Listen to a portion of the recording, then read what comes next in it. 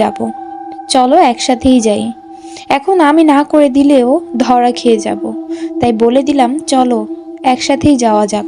কিছু দূর যাওয়ার পর ভূতটা বলল যে, আমি কি বোকা দেখেছো? আমি তো উঠতেও পারি, হেঁটে হেঁটে যাচ্ছি কেন? চলো, আমি কতক্ষণ তোমাকে উড়িয়ে নিয়ে যাব, তারপর তুমি আমাকে কতক্ষণ উড়িয়ে নিয়ে যাবে। আমি বললাম হ্যাঁ ঠিক আছে। তারপর ভূতটা আমাকে নিয়ে অনেক পথ পাড়ি দিল।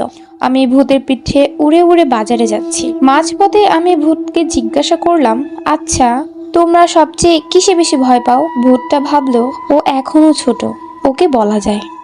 মানুষের থুথুকে আমরা বেশি ভয় পাই। আমাকে নামিয়ে দিয়ে বলে, এবার তুমি আমাকে নাও। আমি ভূতটাকে কাঁধে উঠিয়ে নিলাম, কিন্তু ভূতের কোনো ওজনই পেলাম না। কাঁধে কিছু না নেওয়া বা নেওয়া একই সমান, কোনো ওজনই ছিল না ভূতটার। তো আমি ভূতটাকে কাঁধে নিয়ে হেঁটে চলছি।